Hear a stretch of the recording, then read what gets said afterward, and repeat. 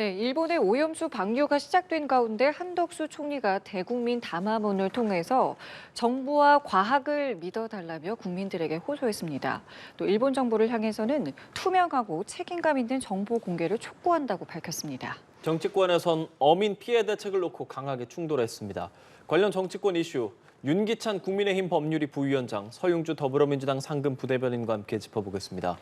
어서 오십시오. 안녕하십니까? 안녕하세요. 예, 어제 일본의 오염수 방류가 시작이 됐고요. 방류 시작 30분 뒤에 지금 말씀드린 것처럼 한덕수 총리가 대국민 담화문을 발표했습니다.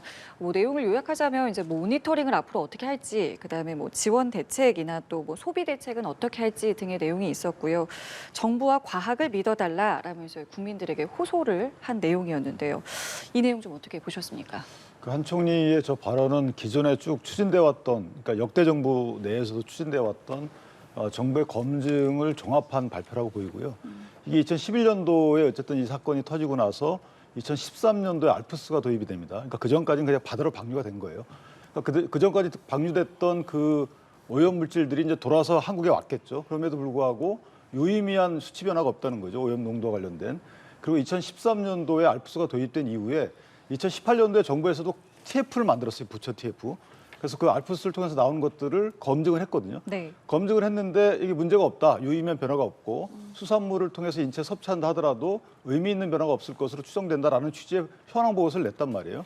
그리고 2020년도에는 원안위 자체가 또 검증을 시작해서 올해 최근에 그 검증 결과를 또 내놨어요. 문제가 없다.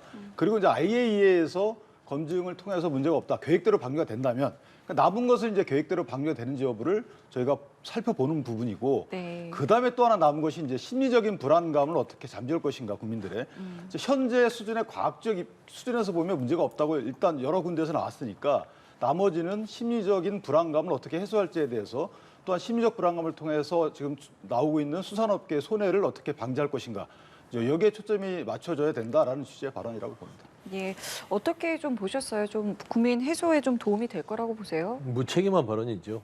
그러니까 정부와 과학 믿어달라.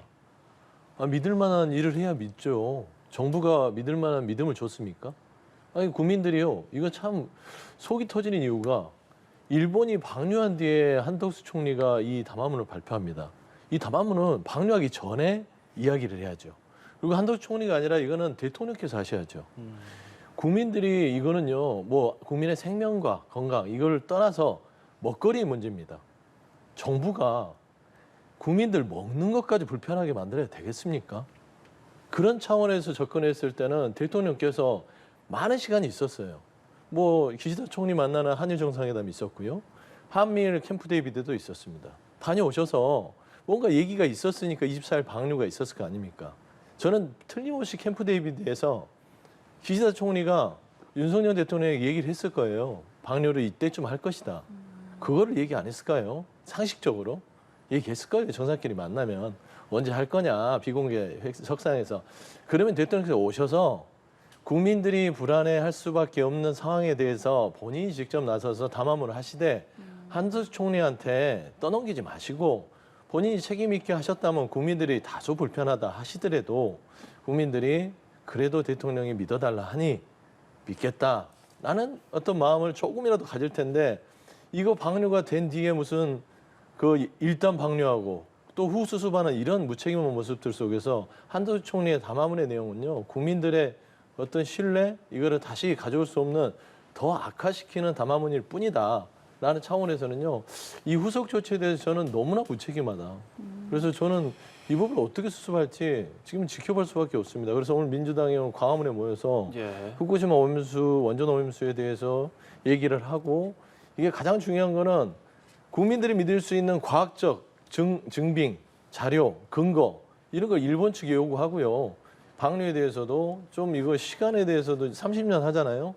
일단은 좀 지켜보긴 하겠지만 무작정 이거를 방류를 찬성할 수는 없다라는 반대 입장을 정부에서 강하게 좀 요구를 했으면 좋겠다라는 좀 말씀드립니다. 근데 이게 어떤 것이 무책임한지는 사실 따져봐야 될 부분이 있어요. 그러니까 현재 야당인 민주당이 야당이기 때문에 내가 집행권이 없으니까 또는 외교권이 없으니까 나는 할 수 있었는데 너는 왜 안 하냐 이러면 현 정부가 무책임한 거죠. 그런데 야당인 민주당이 여당일 때도 못했었던 거예요. 물론 국회부에서 결의했죠. 그다음에 대통령께서도 당시 문재인 대통령께서 반대한다고 말씀하셨어요. 자, 반대한다. 일반 필부처럼 반대한다고 거기서 머물면 그거는 위정권자가 아니에요. 그 반대하면 어떻게 해야 되죠? 제도적으로 이걸 반대하는 것을 뭐 국제해양재판소에 제소해서 얻어내시든지 아니면 외교적 연대해서 미국 등과 미국을 설득하든가 해가지고 막아내든지 뭔가 성과를 얻어내야 되는 거 아니겠어요? 근데 그렇게 현실적으로 불가능하니까 그때 못했던 거예요. 또 안 했다고 생각하지 않습니다. 국제해양법재판소 검토하다가 안 됐어요. 뭐 이해됩니다. 그다음에 미국과 연대 못했잖아요. 일본에 강력하게 요구해가지고 관철 못 시켰잖아요. 근데 국내 정치적으로 나 반대한다. 이건 대통령께서 하실 일은 아닌 것이죠. 자, 두 번째. 만약에 이게 국민께 유의미한 어떤 건강상 위협을 주는데도 불구하고 만약 그냥 있는다. 이것도 무책임한 거죠. 근데 국제사회에서 유엔 산하 기구가 이건 의미가 없다라고 얘기를 하고 있고 괜찮다라고 얘기하고 있어요. 계획적으로 방류가 되면. 우리 자체적으로 2018년도부터 검증해온 그 정부 보건부처 TF에서 2020년도에 발표했단 말이에요. 유의미한 변화 없다. 대통령께서 여기에 대해서 뭐라고 하시지 않으셨잖아요. 자, 외교 총괄하는 외교부 장관이 IAEA 검증 절차를 거치면 반대할 이유가 없다라고 말씀하셨어요. 현실적인 인식이라고 봅니다. 자, 이러던 민주당이 왜 갑자기 지금 와서 바뀐 건 정권 변경뿐이 없는데 왜 이럽니까? 저는 여기서 수산업자들의 진짜 심리 불안에 따른 손해를 민주당이 방어를 해줘야 돼요. 그리고 만약에 이게 방류하다가 문제가 생기잖아요. 그때 문제 제기하면 되는 것이고 계획대로 방류되는지 여부에 대해서 진짜 눈을 부릅뜨고 쳐다봐야 되는 것이지 매번 이렇게. 자, 방류 계획 결정됐을 때 2021년도 4월이에요. 그때 2023년도에 방류한다고 이미 말을 했어요.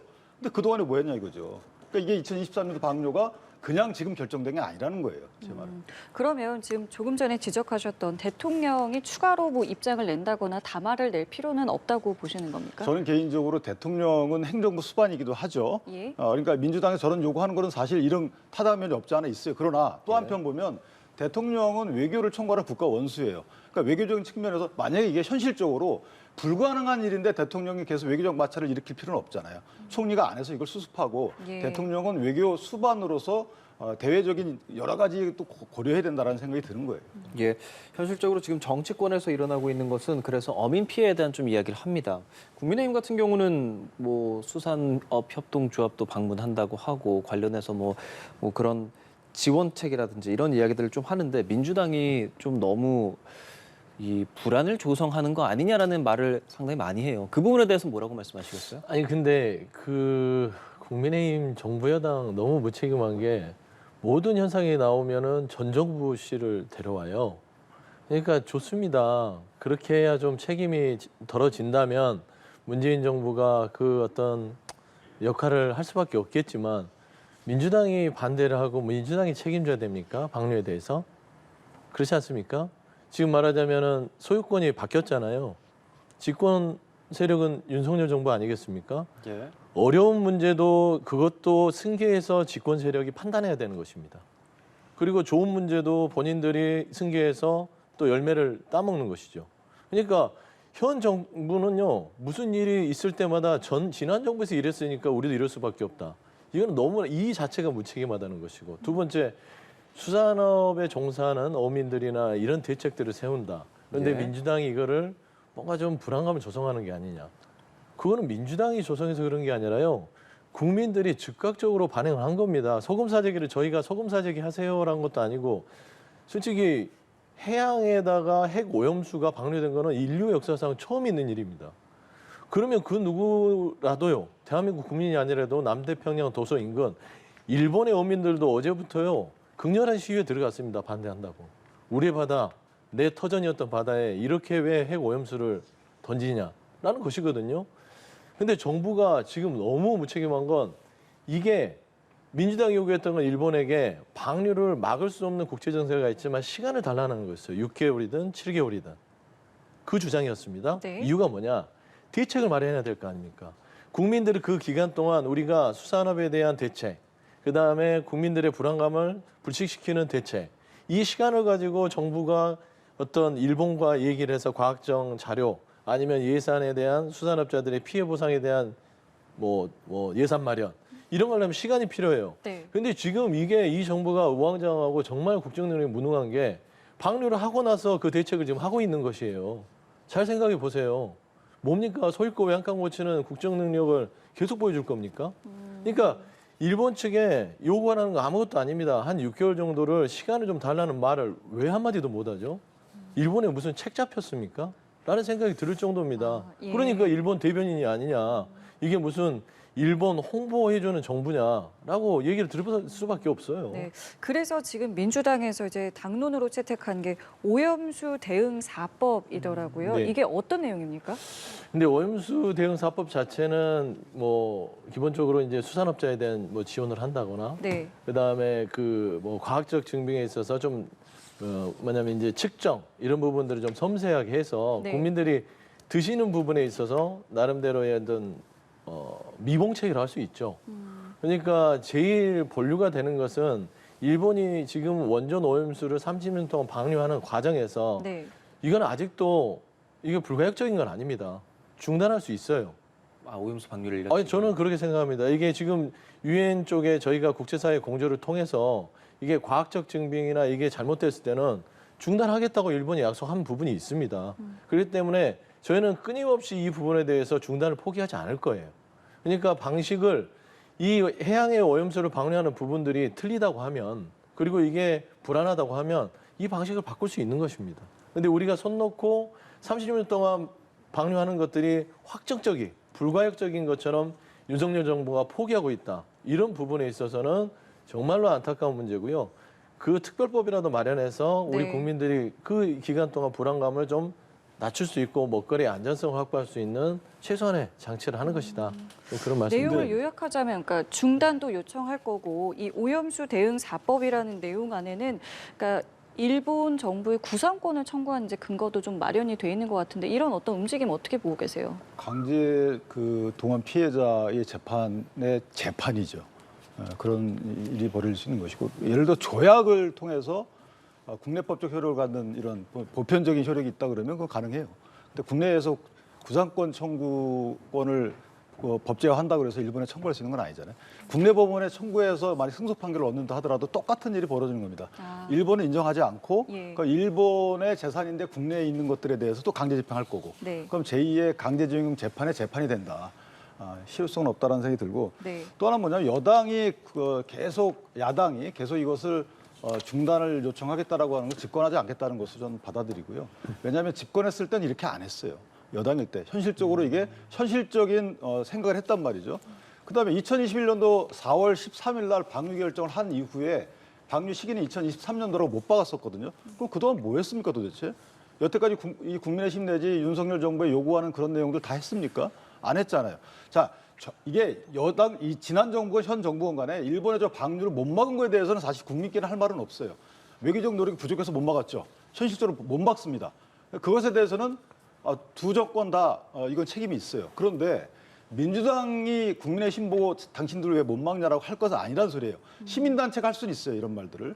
무한 책임을 져라라고 할 수는 있습니다. 그런데 이전 정부 여당으로서 역할을 했던 민주당이 현 정부 여당인 국민의힘을 향해서 당신을 왜 못 막냐라고 하는 것은 저는 말이 안 된다는 것이고 또 하나는 일단은 사법을 통과시키기 이전에 이미 손해를 확대하지 말아야 될 거 아니겠어요? 그러니까 손해 확대의 근거가 과학적인 수치가 부족해서 확대되는 게 아니잖아요. 이걸 보면 수산물 지금 수산물에 대한 소비량이 줄지는 않고 있어요. 그런데 우럭하고 멍게인가요? 직접적인 타격이 됐던 언급이 많이 됐던 거 이건 네. 급강하고 있다는 거예요. 그렇다면 결국은 여러 가지 문제 제기가 소비에 영향을 끼친다는 것이고 그러면 심리적 불안을 조장하는 이런 공당으로서의 무책임한 언행은 하지 말아야 되는 게 아닌가. 그다음에 뭐 대책을 강구해도 그게 맞지 않나 싶습니다. 아니 저는 말씀드리고 싶은 게 민주당이 왜 막지 못했냐라고 하는 것을 저는 이해할 수 없고요. 민주당이 막아야 됩니까? 그냥 물어보고 싶습니다. 그다음에 두 번째 말씀드리면 이 현 정부의 태도의 문제예요. 왜 일본에 찍소리도 못하죠? 그러니까 말씀드리는 건 막을 수 없더라도 최소한 반대 의견을 표명할 수는 있는 거 아닙니까? 근데 지금 반대는 아닌데 찬성도 아니다. 뭐 이상한 논리로 얘기를 하는 겁니다. 차라리 윤석열 정부가요. 이 부분에서 국민들이 불안해하니까 반대합니다. 기시다 총리에게 그렇게 얘기를 했으면 민주당이 이렇게 비판을 했겠습니까? 같이 힘을 합쳐서 반대를 했겠죠. 그래야만 외교적 협상력도 반대를 했을 때 뭔가가 딜이 됩니다.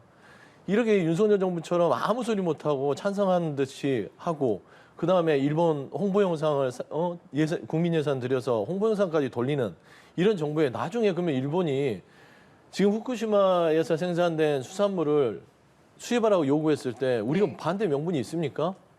왜 본인들 찬성해 놓고 나서는 왜 수산물을 안 가져가요 하면 뭐라고 할 거예요? 이런 여러 가지 생각들이 없는 거예요. 그러니까 국민의 안중이 없다라고 우리는 비판할 수밖에 없는 겁니다.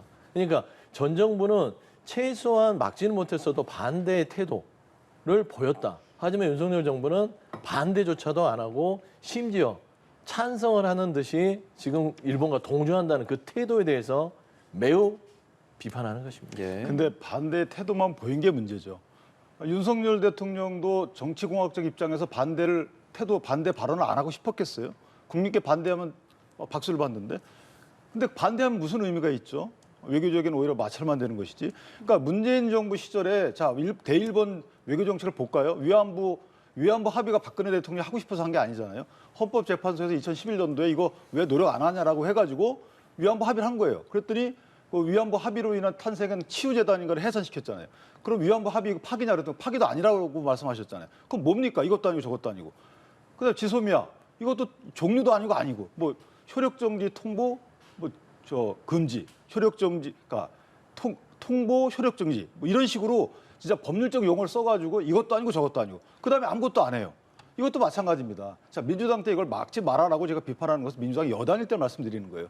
지금 똑같은 말씀하시는 거면 오히려 윤석열 정부에서는 이어받아서 민주당이 주장했던 2018년도 이후에 TF를 통해서 여러 가지 조치를 요구했던 뭐 정보 공유, 그다음 참여, IAEA를 통한 검증 이런 것들을 차차 진행돼 왔잖아요. 그러니까 뭔가 플러스 알파를 하나 한 것은 문제가 있는 것이고 원천적으로 봉사하지 못한 것만 문제가 있다고 얘기한다면 이건 이전 정부도 똑같다는 말씀 제가 드리는 거예요. 다 내준 거잖아요. 윤석열 대통령이 기시다한테 그 얘기도 했잖아요. 이번 방류를 앞두고 우리 전문가 좀 참여하게 해달라 했더니 거절당했어요. 아무 말 못하잖아요. 그게 지금 이 한국과 일본의 어떤 셔틀 외교의 성과물입니까? 그런 얘기는 하는 것이고 저는 지금 외교에 대해서 말씀드릴게요. 반대라면 마찰이 있는다고요? 반대라면 마찰이 있을 수 있습니다. 하지만 이런 분야에 있어서는 반대를 해야만 이 반대를 레버리지를 삼아서 협상력을 높일 수 있는 이거는 너무나 기초적인 상식 아닙니까? 그러면 전 정부 이야기 나와서 어제 이제 문 전 대통령이 오염수 방류에 반대한다라는 이제 본인 이제 입장을 SNS에 내놨습니다. 뭐 이거를 내놓기까지 약간의 뭐 설전도 좀 하태경 의원과 있었는데 이 내용 좀 어떻게 보셨습니까? 그러니까 하태경 의원께서 가짜 뉴스를 얘기하시니까 대통령께서는 언급을 안 할 수가 없었던 겁니다. 그러니까 문재인 정부 시절에 뭐 정의용 장관이나 당시 있었던 뭐 강경화 장관 부분들이 사실과 다른 얘기를 하태경 의원이 라디오 인터뷰를 통해서 한 거예요. 그러니까 기본적으로 문재인 정부는 찬성을 한 게 아니라 조건부 찬성이었죠. 과학적인 것들을 아주 투명하게 일본이 다 제공을 하고 그다음에 IAEA 부분도 참여가 아니라 아예 실질적으로 대한민국에 들여다볼 수 있는 등등 여러 가지 세 가지 조건을 근거로 했을 때 그 방류에 대해서 우리가 검토해 보겠다는 거였어요. 네. 근데 마치 하태경 의원은 왜 전 정권에서는 찬성을 해놓고 이제 와서 반대하냐 이런 식으로 하면서 강경화 장관이나 정의용 장관이나 이 두 분이 하지도 않은 얘기들을 좀 더 왜곡해서 얘기를 하다 보니 대통령께서는 본인의 입장도 달리 얘기하는 인터뷰고 그다음에 본인과 같은 정부에서 그 어떤 담당했던 외교부 장관 등이 그런 왜곡된 뉴스에 거론이 되니 입장을 밝혀야겠다라는 것이 어제 이제 그 SNS에 밝힌 네네. 내용이시고 예. 그게 또 문재인 대통령께서 민주당과 그때 하태경 의원의 주요 내용이 그거죠. 민주당은 반대를 했는데 대통령은 찬성을 했다. 각을 세웠다라는데 그게 아니라는 것이에요. 그러니까 사실을 밝혀줘야죠. 늘 하태경 의원이든 국민의힘은 뭔가 왜곡하고 가짜 뉴스를 만들어서 본인들의 책임을 면탈하려고 하는 거. 이런 거는 바로잡아야 된다. 아니, 그런 책임- 의미에서 얘기를 하시는 거예요. 책임 면탈하지 않고요. 다만 이제 하태경 의원은 말은 그거예요. 크게 보면 문재인 정부 시절 때 그 세웠던 이 전략이 그대로 지금까지 오는 거예요. 윤석열 정부에 새롭게 세운 게 없어요. 그 말씀 맞아요. 제가 아까 말씀드렸잖아요. 2018년도에 범정부 TF가 나와서 2021년도에 발표했다고 2020년도에. 그다음에 2020년도에 그 원안위에서 이걸 또 다시 검증을 하기 시작해요. 그게 윤석열 정부까지 넘어와서 이때 발표한 거예요. 달라진 게 없어요. 뭔가 사람이 바뀐 것도 없고 그다음에 정책이 바뀐 것도 없어요. 그다음에 문 대통령께서 일본 대사한테 우리 국민의 우려가 있다라고 전달하셨어요. 그 윤석열 대통령이 그 전달, 우려 있다는 전달을 철회했나요? 아니에요. 그대로 진행이 되는 거예요. 다만 똑같은 말장난인 것이죠. 이 정당끼리의 약간 뭐 정치적인 이해관계 때문에 말장난하는 건 이해를 해요. 그런데 반대하지 않는다가 찬성한다가 아닌 거고, 찬성하지 않는다는 것이 반대하지 않는 거예요. 이런 식의 서로 간에 말다툼을 주고받잖아요. 국민들이 볼 때는 한심하죠. 그러니까 제가 볼 때는 자, 어쩔 수 없어요. 이거는 사실은 우리가 막을 수 없었던 거 아니겠습니까? 이거 다 인정하는 거예요. 자, 못 막은 거에 책임지죠. 정치적 책임을 져야 됩니다. 근데 막을 수는 없어요. 막을 수 있었는데 못 막았다면 이건 엄청난 일이에요. 자, 이런 상황에서 그러면 국내 수산업에 대해서 피해를 막는 일은 여야가 따로 있지 않을 거 아니겠어요? 예. 자, 법안을 만들어서 돈을 주는 거 이전에 피해 확대를 위해서 여야가 머리 맞대고 일단 노력을 해야 되겠다. 그렇다면 과학적 근거를 통한 정부의 입장에 대해서 야당이 일단 찬성을 해줘야 되는 것이다. 예. 불가피하다는 것을. 그래야지만 수산업자나 국민들도 아, 여야가 모처럼 저렇게 똑같이 얘기하는 거 보니까 믿을만 하구나. 예. 이런 심리적 안정을 위한 여야가 정치적인 노력을 해야 된다. 예, 뭐 수산업자 이런 얘기도 해주셨는데 사실 어제 농해 수위 방류 개시 결정이 되고 나서 야당 의원들이 조승환 해양수산부 장관에게 좀 성토를 하는 그런 모습도 있었거든요. 보시고 이야기 좀 더 이어가 보죠. 우리나라의 어민들 직간접적인 피해 발생할 것으로 예측하고 있지 않습니까? 직접 피해에 대해서는 뭐 없을 것이라고 생각하고 있고요. 그러면 일본의 결정이 타당하다고 생각하십니까? 타당하지 않다고 생각하십니까? 모르겠습니까? 일본의 결정은 뭐 불가피한 선택 아니겠느냐고 생각을 합니다. 국제사회 책임 있는 국제사회의 일원으로서 저는 뭐 인정할 수밖에 없는 입장 아닌가 이렇게 생각을 합니다. 30년이면 끝나나요? 이 일이? 이게 뭐 배출 계획상으로는 그렇게 알고 배출 있습니다. 계획상으로? 그럼 일본이 다음에 50년 해야 됩니다 하면 그땐 50년에 끝나나요? 그 전제나 가정이 달라진다 그러면은 그거는 또 달라져야 되는 문제 아니겠습니까? 오늘 방류하는 원전 오염수는 안전합니까? 국제적 기준에 맞다라고 안전해요? 저는 생각합니다. 안전해요? 안전하십니까? 예, 직접적인 피해는 없을 것이라고 생각한다. 방류 결정은 불가피한 선택이었다라고 했고요. 국제적 기준에 맞는다라는 답이었습니다. 어제 해수위 상황, 지금 뭐 두 분께서 하시는 상황, 이 이야기들을 계속 이어서 하고 있는 건데 말이죠. 이렇게 대답하신 거 어떻게 좀 보셨어요? 이제 이 근거라는 게 그런 겁니다. 그러니까 이제 과학적 근거를 믿어라. 편하죠. 편하잖아요. 일본이 제시한 과학적 근거, IAEA가 제시한 과학적 근거를 믿어라. 너무 편하지 않습니까? 근데 지금 민주당은요, 그렇습니다. 뭐 말한 대로 수산업을 하시는 우리 어민들의 생계를 위협하려고 민주당이 그러겠습니까? 아니죠. 그러니까 수산업도 중요하지만 국민의 건강과 생명이 더 중요하다라는 차원에서는 일본 말만 믿고요, IAEA의 말만 믿고요, 국민들을 속일 수 없습니다. 왜냐하면 과학적 근거를 조금 더 투명하고 세밀하게 일본에 달라고 요구를 하지만 일본은 주지 않습니다. 그리고 우리말 믿어라고 하고 있습니다. 그런데 저희는요, 우리 국민의 생명과 안전이 중요합니다. 더 달라고 해서 받아서 확실하게 정말 의심하고 의심해서 이게 정말 의심할 수 없을 때까지 그런 과학적 근거가 있다고 하면 민주당도 반대하지 않습니다. 정부와 그다음에 정부 여당과 함께 정말 불안해하지 마십시오. 국민 여러분 그냥 드셔도 됩니다라고 얘기할 것인데요. 지금 일본의 태도는요. 정말 그냥 아무 의미 없이 아무 근거 없이 우리말 믿어라. 도쿄전력의 조사 믿어라. IAEA 보고서 믿어라. 라고 하고 있는 것이에요. 그런데 민주당은요. 정말 도저히 이 일본 사람들 그다음에 IAEA 보고서만 가지고는 국민들한테 이 어떻게 될지 모르는 수산물을 드십시오라고 저는 할 수 없다라는 입장에서는요. 지금 농해수에서는 그 얘기를 하는 겁니다. 안전합니까? 안전합니까? 답변 보세요. 국제적 기준에 맞습니다. 국제적 기준에 맞습니다. 그냥 고장난 농기 같은 거예요. 그런데 국민들 본인 입에 안 들어간다고 국민들 먹거리까지 불편하게 만드는 이 무능한 정부를 보면서 이런 지적 안 할 수 없다. 저는 그런 말씀을 이건 뭐 드립니다. 묻고 물어서라도 일말의 의심의 여지 없을 때까지 물어야 한다라는 거거든요. 저는 이렇게 유성군 의원이 이렇게 물었으면 좋겠어요. 그 유성군 의원하고 우원식 의원이 옛날 그 IAEA 그로시 사무총장 왔을 때 예. 그렇게 안전하다고 생각하면 당신이 안전하다고 생각하면 일본에 가서 이거 음료수로 쓰라고 권유해라. 지금 여기서 만약에 안전하다고 얘기 나왔으면 다음 질문이 뭐가 나왔을까요? 똑같은 얘기 나왔을 거예요. 그게 더 국민을 불안하게 만드는 거죠.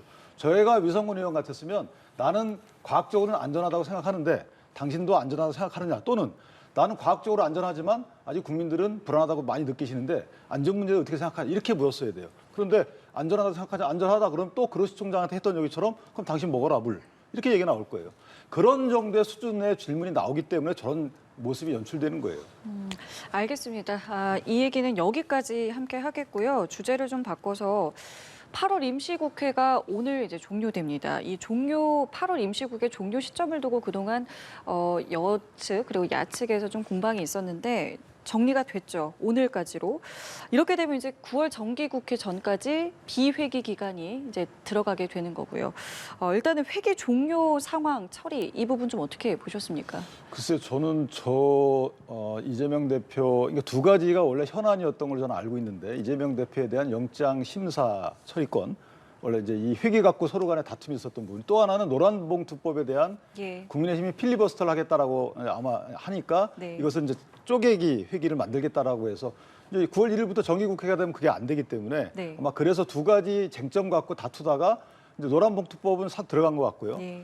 그러면 이재명 대표께서 24일 날 출두하겠다라고 하셨다가 검찰이 30일 날 나오라고 했으면 네. 그럼 저 회기 쪼개기를 할 이유가 없잖아요. 회기 임의 단축을.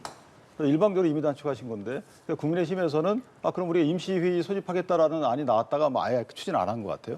자, 이 두 진영 간의 저런 다툼이 국민들이 볼 때는 이재명 대표의 영장 청구가 국회에서 왜 저렇게 중요하게 다뤄져야 되는지 이해가 안 돼요. 이재명 대표가 국회 당대표로서 행위하다가 어떤 일이 벌어져서 사법적 심사 대상이 됐다. 그럼 그럴 수 있어요. 근데 당대표 되기 이전에, 국회의원 되기 이전에, 경기도지사 시절 이전부터 있었던 개인적인 일 갖고 이게 왜 국회가 이렇게까지 공전이 되거나 또는 뭐 파행 운행이 되거나 해야 되는 것이죠. 저는 이해가 안 되고 저 회기 부분도 국민은 전혀 관심이 없어요. 그리고 실효적이지도 않고 그렇게 생각합니다. 다만 예. 영장이 청구됐을 때 이게 우리가 비회기에 청구할 시기가 분명했음에도 불구하고 나중에 정기국회 이후에 처리됐다. 이것은 부적당한 정당하지 않은 영장 청구다라는 뭐 그 정도의 이 태도 변화를 위한 사전 알리바이 아닌가라는 생각을 합니다. 이거 민주당 주도로 회기 종료하게 된 것 이재명 대표와 관련된 것이냐라는 말에 뭐라고 답하시겠습니까? 검찰과 관련된 것이죠. 윤석열 정부의 검찰과 관련된 것이다. 그러니까 이제 이재명 대표도 관련이 있다고 보지만 주어는 검찰인 것 같아요. 그러니까 검찰 자체가 이재명 대표에 대해서 야당 대표에 대해서 2년 동안 수사를 집요하게 해놓고 나서 결국에는 체포동의안 부분을 계속적으로 정치적으로 활용하는 그런 모습을 보여왔고요. 그다음에 불체포 특권을 이재명 대표는 이미 내려놨고요. 고소단체 연설을 국민들한테 약속을 했습니다. 그리고 비회기 기간에는 피하지 않고 영장 실질심사 걸어 나가서 받겠다 약속을 한 상황이고요. 뭐 이제 체포동의안 부분이 오더라도 거기에 대해서 내려놨으니까 가결이 될 공산이 큰 상황인데 검찰이 정치적인 수사는 하되 정치적 고려는 하지 않는구나 라는 것이에요. 그러니까 9월 정기국회 검찰이 영장 청구를 이미 계획된 상황에서 해놨다고 봤을 때는 저희는 민주당에서는 비워놓은 겁니다. 검찰, 당신들이 정치적 수사하는 거 알겠는데 더 이상 국회, 특히 야당을 시험대에 올리지 말아줬으면 좋겠어. 희화하지 말아줘. 라는 정치적으로 판단을 한 겁니다. 그러니까 이 부분은 이재명 대표가 뭘 피하려고 하는 건 아무것도 없어요. 왜냐하면 비회기가 돼도 어차피 영장을 청구되면 걸어 나가서 실질심사를 받을 것이고요. 그다음에 어차피 회기가 다시 정기회가 들어오더라도 민주당 의원들뿐만 아니라 국민의힘에서 표결에 들어갈 것인데 어차피 가결로 될 것이에요. 그런데 모양새가 부결이 되든 가결이 되든 그거를 즐기는 검찰의 모습을 봤을 때는 정치적인 결단을 할 수밖에 없었다라고 좀 해석을 하는 게 맞을 것 같습니다. 그러면 사실 국회라는 게 뭐 1월 달이었나 이렇게 임시국회를 여는 것 그때 당시에 이례적이다라고 얘기했었지만 민생 법안이 너무 많았다라고 말했었잖아요. 그런데 이번에는 어떤 국회가 어떤 그런 법안보다는 어떤 이런 정치적인 혹은 검찰을 생각해서 회기를 종료한 것에 대한 비판적 의견이 나올 수 있는 부분 좀 어떻게 얘기하시겠어요? 그러니까 필리버스터 부분인데요. 노란봉투법 방송법이 있었어요. 주법안은요. 네. 그리고 한 80건 정도의 안건이 있었던 걸로 제가 이제 알고 파악하고 있는데요. 노란봉투법과 방송법은 이번에 민주당에서 처리하지 않기로 여야 간에 합의를 했기 때문에 정기회로 넘긴 상황입니다. 그래서 필리버스터에 대응해서 이 회기를 뭐 줄였다라는 것은 틀린 이야기고요. 이제 그냥 아까 민주당에서도 이 회기 조정에 대해서 밝혔지만 영장 청구 부분에 있어서의 검찰의 정치적인 목적에 맞대응하는 차원이 좀 큽니다. 왜냐하면 그 좀 말씀하면 표결하는 시간에 이런 낭비들, 그 다음에 민주당 야당을 탄압하는 것들이 마치 조롱하듯이 정기회에 이미 야당 대표가 불체포 특권을 내려놓고 영장 심사도 받겠다고 하는데 민주당의 의원들을 조롱하듯이 시험대에 올려서 그 정기회에 꼭 회기 기간에 영장을 청구하겠다는 검찰의 의도가 너무나 정치적이라서요. 이거는 정치적으로 대응할 수밖에 없다는 판단하에서 저는 회기 조정에 대해서 처리한 걸로 알고 있습니다. 근데 그 정치적 대응을 위해서 국회 회기까지 조정하는 것은 좀 너무한 거 아니냐라는 지적에 대해서는 어떻게 근데 보세요? 이제 이 안건 부분에 있어서는요. 예. 처리할 거는 다 처리를 했어요.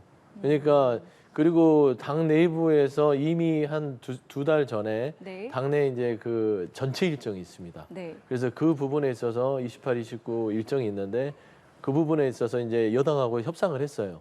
이 부분을 좀 줄이자. 전체 의원들이 어떤 워크숍이라든지 이런 부분들이 있기 때문에 본회의를 24일로 합의를 해서 본회의 24일 했지 않습니까? 예. 그래서 28, 29 부분은 민주당의 어떤 전체 당 일정이 있으니 좀 조정 좀 해서 좀 해달라 했더니 국민의힘이 절대 받아주질 않은 거예요. 받아주지 않은 이유는 대부분이면 이게 임시이기 때문에 여야 간에 합의가 가능하거든요. 정기회라면 모를까? 근데 네. 그런 부분에서 국민의힘도 정치적으로 이걸 받아주지 않으면서 결국엔 민주당이 단독으로 처리할 수밖에 없은 상황이 됐다. 근데 이게 말씀드립니다. 그 국회의원의 불체포 특권이거든요. 그럼 국회의원의 불체포 특권은 회기 중에 이루어지는 거예요. 그래서 회기가 아닌 경우에는 불체포 특권이 아닌 거예요. 그러면 예. 원래 불체포 특권을 내려놓겠다라고 말씀 주신 거는 불체포 특권에 해당할 때 그 설령 영장 청구가 만약에 회기 중에 된다면 나는 그 헌법상의 불체포 특권을 행사하지 않겠다. 그 회기 아닌 때 청구해달라고 요구할 권리는 없는 겁니다. 그러니까 회기 중에 본인이 나가서 국회의원들을 설득하든 어쨌든 그건 본인의 몫이에요. 네. 그런데 국회의원의 불체포 특권과 당대표의 정치적 권리를 동일시해서 당대표의 당내 정치적 권리를 지켜달라? 이거 어떻게 검찰에 요구하죠? 그거는 당신이 알아서 리더십을 발휘해서 풀어야 되는 거죠. 당내 혼란? 정당 내부의 문제죠. 이게 왜 검찰하고 무슨 관계 있습니까? 그러니까 만약에 이 회기 중에 청구해서 정기국회 때 이게 처리되는 과정에서 분란이 일어난다. 그건 민주당의 몫이에요. 그럼 민주당의 몫을 왜 검찰에 요구하고 국민께 어필을 하는 거죠? 저는 그게 문제가 있다고 보는 것이고 어쨌든 민주당 입장 보면 또 송영길 의원 같은 경우에는 윤관석 의원을 비회기 중에 청구했잖아요. 구속이 되니까 비겁하다라고 했어요. 검찰. 치사하게 비회기 중에 청구한다. 도대체 어떻게 해야 되는 것이죠? 검찰 입장에서. 모든 정치적 고려 다 고려해야 되나요? 국민이 볼 때 뭐라고 하겠습니까? 필부가 영장 심사 받을 때 정치권이 이렇게 나서서 여러 가지 목소리를 낸 적이 있나요? 왜 유독 정치권 인사가 할 때만 이렇게 시끄러운 거죠? 월급 받는 분들이. 그럼 이제부터 검찰은 어떻게 진행을 할 것 같으세요? 저는 이제 이재명 대표의 경우에는 9월 달부터는 또 아마 대장동 관련 사건에 재판이 시작이 돼요. 그동안에 준비 절차였는데 이것이 일주일에 한 2번 정도 공판길이 열리거든요. 되게 바쁘십니다. 그러니까 그때 또 나 재판 때 못 나가라고 하실 상황도 있을 수 있어요. 그래서 29일 날 보면 이달 29일 날 이화영 전 부지사의 재판이 있습니다. 거기서 여러 가지 말을 하게 되면 내용을 만약에 이화영 부지사가 부인하게 되면 이전에 했던 이재명 대표께 보고했다라는 검찰 진술이 날아가 버리는 거예요. 그러니까 거기서 만약에 내용 부인하지 않고 인정하게 되면 증거 능력이 인정이 되기 때문에 그만큼 이제 30일 날 이재명 지사에 대해서 소환해서 여러 가지 물어보겠죠. 그걸 전제로 해서. 그러니까 이게 다 검찰 입장에서 보면 정치 일정 고려가 아니고 본인들 관련된 공범 등의 진술 등을 고려한 그런 일정을 짠 거예요. 역으로 말하면 간단히 한 말씀을 드리면 이화영 부지사에 대해서 만약에 재판 지연이 안 됐다면 벌써 조사해가지고 영장을 쳤겠죠. 만약에 칠 거였으면. 근데 그 민주당 영역 내에서 벌어진 여러 가지 다툼 때문에 이게 늦어진 거 아니겠어요? 네. 그러니까 누굴 탓해야 되는지 모르겠습니다. 앞으로 검찰 뭐 어떻게 좀 진행할 거라고 보세요? 검찰은 이제 제가 봐서는 이재명 대표에 대해서 이미 계획은 다 세워놨기 때문에 네. 정기회에 영장 청구가 들어갈 건데 솔직히 말씀드리면 30일 날 그 일정을 잡았잖아요. 소환 일정을. 네. 근데 그게 참 고약한 게요. 언론에 먼저 흘립니다. 다음 주 소환한다. 근데 통상 이런 거는요. 당대표나 원내대표 뭐 이렇게 당 지도부 그러니까 정당의 지도부를 소환할 때 일반인도 마찬가지인데요. 변호사끼리 전화를 할 얘기입니다. 근데 그걸 언론에 흘리는 아주 좀 정치 플레이를 하는 거예요. 그러다 보니까 이재명 대표도 24일 날 오면 내가 바로 나가겠다 하는 거예요. 이거를 조용히 진행해도 되는 부분을 왜 이렇게 부각하죠? 결국에는 면박 주고 창피 주려는 거 아닙니까? 이게 이 검찰이 하는 지금 수사 방식입니다. 그래서 제가 봐서는 뭐 영장 청구는 정기해야 할 게 거의 분명하고요. 예. 그 부분에 대해서는 이재명 대표는 말씀한 대로 불체포 특권 내려놓고 그냥 거기에 대해서 뭐 가결하든 그렇게 되지 않을까 하는데 참 검찰 너무 좀 정치적인 사안들에 대해서 야당 대표 2년 동안 혐의경 올려놓고 참 잔인할 정도로 수사한다. 그런 말씀을 드리고 근데 싶습니다. 예. 소환 통보를 언론에 공개하는 방식에 언론 흘리는 방식으로 하지는 않아요. 소환 통보는 일단 개별적으로 했을 겁니다. 안 소환 했습니다. 통보한 사실을 그건 모르겠어요. 소환 통보한 사실을 언론에 유출된 거는 그건 모르겠어요. 어떤 게 확실한지. 그런데 일반적으로 검찰이 소환 통보할 때는 언론에 공개하면서 소환해라 이렇게 하지는 않아요. 근데 원래 안 하는데 안 한 거예요. 저는 그러니까 대표실로 전화 와서 언제 시간이 되는지 조율합시다 하면은 저희도 그 뒤에 언론이 나왔으면은 이렇게 발끈했겠습니까? 그런데 그거를 일단 언론 흘러놓고 창피를 주려고 하는 거예요. 참 그래서 어처구니가 없다. 아니, 이거는 이재명 사실입니다. 대표 개인이나 아니면 이재명 대표 변호인에게 통보가 안 되는 게 확실해요. 그렇습니다. 그럼 예. 그거는 문제가 있는 거죠. 그렇습니다. 이 주제에 대해서 확인해 볼 여기까지 필요가 확인했습니다. 예. 저희 지금 자막으로 나가고 있는 속보 내용 좀 전해드리도록 예. 하겠습니다. 정부가 일본 후쿠시마 오염수 관련한 1일 브리핑을 했는데요. 관련돼서 어제 오후 1시에 방류가 시작된 이후에 현재까지 방류는 당초의 계획대로 안정적으로 진행되고 있다고 밝혔고요. 또한 지금까지 이상 상황은 없는 것으로도 파악했다라고 밝혔습니다. 또 지속적으로 모니터링 상황을 주시하겠다고도 했는데요. 이와 함께 도쿄전력 등이 제공하는 실시간 데이터, 외교, 규제 당국 간의 이중 한라인 등을 통해서 방류 상황을 점검 중이라는 내용을 오늘 1일 브리핑을 통해서 설명했다라는 속보가 들어와서 전해드렸습니다. 관련된 내용들 또 들어오는 대로 저희가 보도해드리도록 하겠습니다. 예, 주제를 좀 바꿔볼게요. 이번에는 이동관 방송통신위원장 후보자의 적격성을 놓고 여야가 좀 입장을 조율했어야 하는데 결국은 이 재송부 합의가 불발됐습니다. 이렇게 되면서 윤 대통령이 보고서 채택 없이 후보자 임명을 강행할 것으로 현재까지 좀 관측이 되고 있는데 지금의 상황 좀 어떻게 보십니까?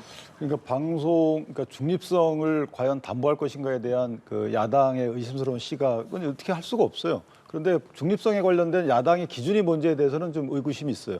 한상혁 이전 방송통신위원장에 대해서는 그렇게 옹호했잖아요. 일단 그분이 한 행위가 정당한가요? 그것이 만약에 방통위원장의 중립성 보장 원칙에 어긋나지 않는다 그러면 그럼 이동관 위원장에 대해서 할 말이 없는 것이고요.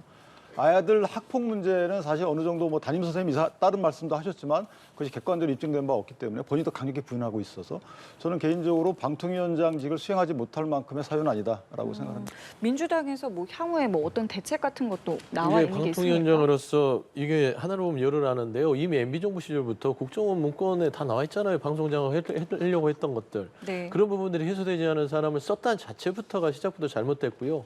이동관 지금 후보자에 대해서 대통령께서는 이미 임명을 마음에 두고 하기 때문에 무조건 제가 할 거예요. 근데 최근에 보십시오. 방통위원장이요. 지금 모 방송이라고 해야 되나요? 모 방송에서 배경화면에 좀 다른 장면이 나갔다고 해서 3억 손배를 하고요.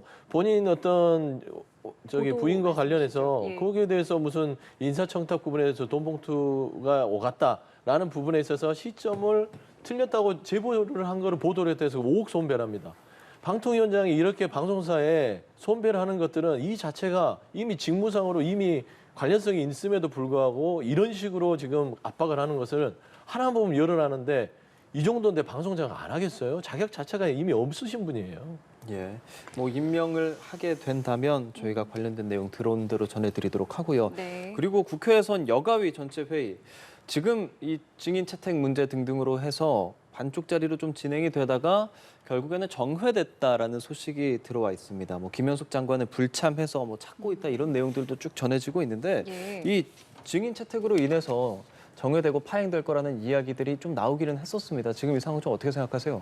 그러니까 의사진행 발을 하다 끝난 것 같아요. 제가 보니까. 그런데 어쨌든 증인 범위를 보면 뭐 경호처장을 부르고 국무조정실장 왜 부르는지에 대한 그 이해될 수 있는 사유 제시 없이 이제 했기 때문에 저는 야당도 굳이 이거를 그 파행시킬 필요가 오히려 있다라고 생각이 되는 게 이게 잼버리와 관련돼서 이 현안질을 하는 이유는 원인 규명 아니겠어요? 원인 규명에서 대책을 세우고 앞으로 이런 일이 벌어지지 않도록 해야 되겠다라는 것이기 때문에 그게 원래 국민들이 요구하는 그 사유예요. 그런데 양당이 다 사실은 이제 정치적 공방 네. 내용만 끄집어내려고 질의를 하려고 하다 보니까 대상자 선택도 국민적 시각과 동떨어진 분을 선택하는 거예요. 그러다 보니까 이게 파행되는 거죠. 저는 네. 개인적으로 조금 더 여야가 합의해서 작은 부분의 그 대상자라도 정말 연관돼 있는 분들, 이게 개최가 시작되면서 그때부터 지금까지 각자 역할한 분들을 예. 하나하나 불러서 물어봐서 원인 규명해서 대책을 세워야 될 거 아니겠어요? 여기에 초점을 맞추는